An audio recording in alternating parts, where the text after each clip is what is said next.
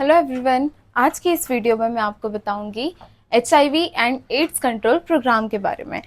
Ads का full form होता है एक्वायर्ड इम्यूनो डेफिशिएंसी सिंड्रोम। ये एक ऐसा सिंड्रोम है जो कि कॉज होता है HIV वायरस की वजह से। HIV का फुल फॉर्म होता है ह्यूमन इम्यूनो डेफिशिएंसी वायरस।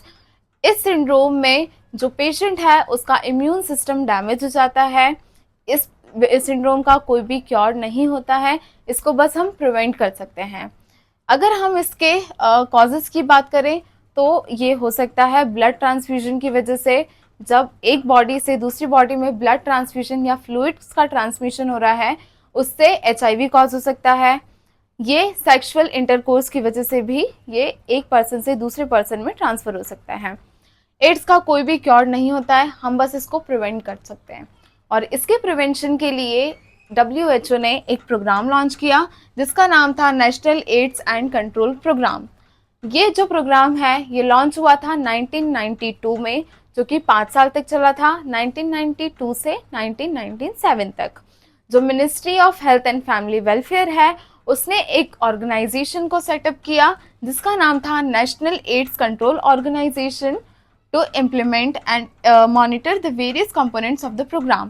इस प्रोग्राम को अलग अलग जगह पे इम्प्लीमेंट करना और उसको मॉनिटर करने के लिए ministry of health and family welfare ने नेशनल एड्स कंट्रोल ऑर्गेनाइजेशंस को सेटअप किए थे। ठीक है, इसका मेन एम था HIV इन्फेक्शंस को मिनिमाइज करना और मोर्बिडिटी और मोर्टिलिटी रेट को कम करना।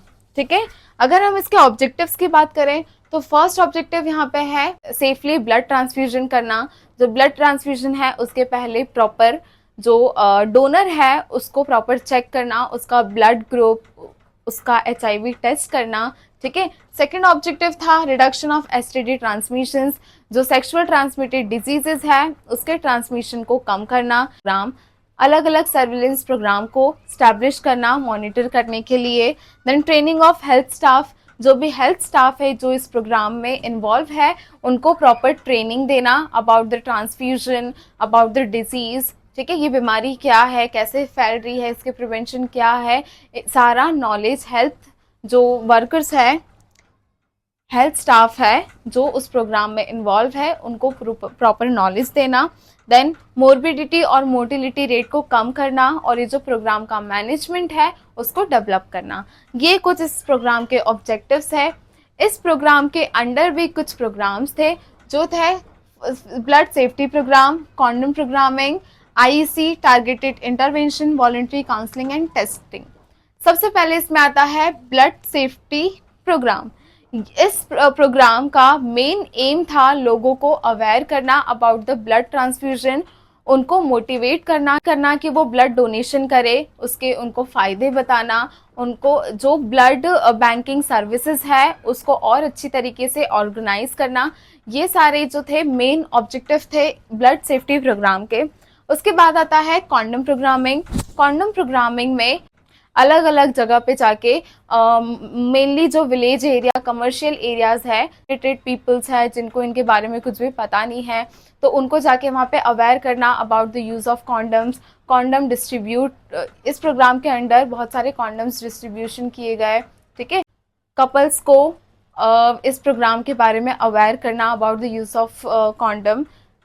कॉन्डम सिर्फ प्रेगनेंसी को प्रिवेंट करने के लिए यूज़ नहीं होता है, लोगों को ये अवेयर करना कि there is a kind of sexual transmitted diseases. ठीक है, उनको प्रिवेंट करने के लिए जो है क्या क्या मेजर्स हम ले सकते हैं उनको जाके अवेयर करना। ये सारा जो था ये इस प्रोग्राम के अंडर लोगों को अवेयर किया था।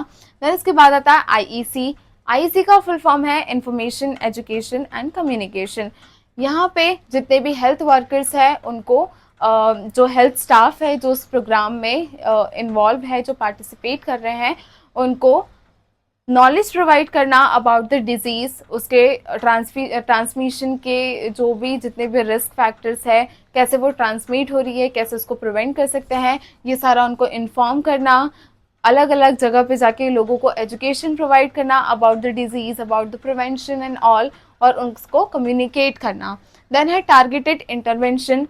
टारगेटेड इंटरवेंशन में मेनली उन लोगों को फोकस किया गया जो कि वल्नरेबल है, हाई रिस्क पे है। ठीक है। ऐसे बहुत सारे पेशेंट थे जिनकी जो रिस्क है, जिनको एड्स हो सकता है, वो बहुत ज़्यादा थी। जैसे कि जो सेक्स वर्कर्स है, ठीक है, वो वल्नरेबल रिस्क पे थे, ठीक है।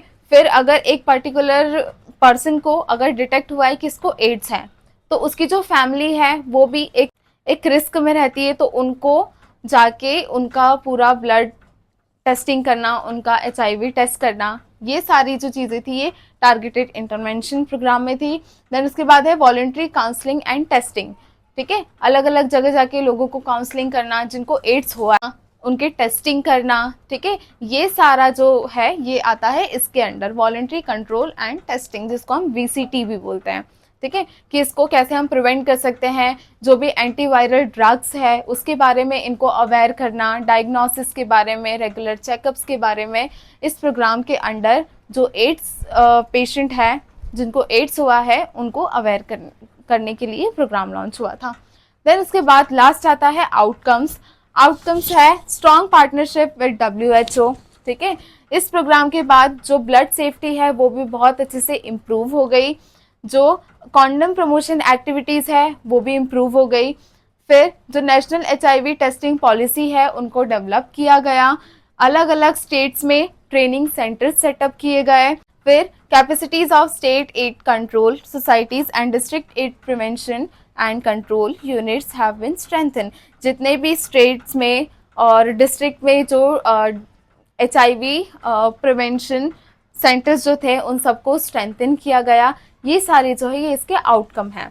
अब ये NSCP 1 जो कि 1992 में हुआ था, 5 साल के लिए चला था, 1997 तक।